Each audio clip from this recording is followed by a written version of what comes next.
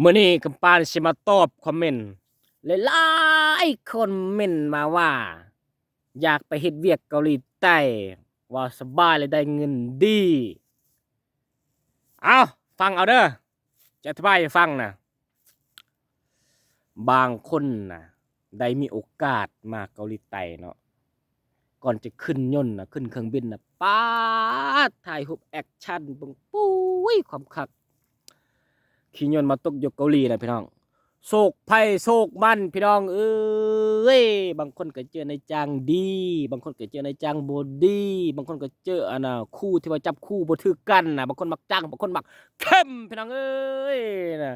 โศกภัยโศกมันพี่น้องเป็นหยังก็ปัจจุบันจังซั่นดอกบางคนเจอในจ้างที่ว่าเออดุเนาะบังคับเฮ็ดแต่เวียกเงินเดือนก็ปกติจักหน่อยเดือนนี้เพิ่มเดือนหน้าละลุดเนี่ยนะพี่น้องบางคนก็เจอในจ้างดีก็มีเนาะเลี้ยงข้าวเลี้ยงน้ำนั่นพี่น้องโศกภัยโศกมันนี่หลายคนเด้มาแล้วบ่มาเกาหลีแล้วอยากเมื่อเฮือนน่ะหลายเด้บางคนก็จมเลยพี่น้องวู้อย่าไปคิดนะพี่น้องทั่วโลกนี่น่ะเฮ็ดเวียกอยู่ไสก็ทุกเบิดหาเงินไปมันอยู่6เข้าใจบ่หาเงินเนาะ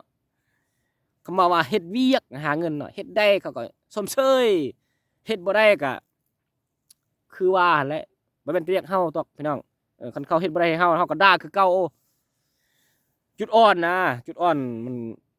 เรื่องภาษาพี่น้องเพราะว่าคนเกาหลีเขาเจ้าบ่อยากสอนหลายนะ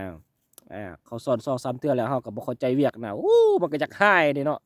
บ่ภาษากันจุดอ่อนตัวนี้แหละเฮ็ดเวียกเนาะ คนเกาหลีมันมักเว้าหลายเด้เฮ็ดเวียกก็ตามเวลาเด้เออบ่มาอันน่ะสมมุติว่าฮอดโมงแล้วเฮายังนำหลังโธ่จะมันเทศให้แล้วใครอันคนฟังบ่ฮู้ภาษากันคนฟังฮู้ภาษาแล้วเออแต่ว่าคำปานก็จะแม่นซกตัวเองก็แม่นเนาะก็มาเจอในจ้างที่ว่าโอเคนะคำปานก็พอกลางๆเรื่องภาษาเนาะบ่ให้เข้าตัวเองซั่นซะเรื่องภาษาก็โอเคเพิ่นก็ปล่อยเป็นอิสระเนาะคำปานก็เพิ่นก็มอบรถให้ขับไปส่งเครื่องส่งของให้เจ้านายเนาะอ้าวเพื่ออยากมาคือกำปานเว้าเด้อ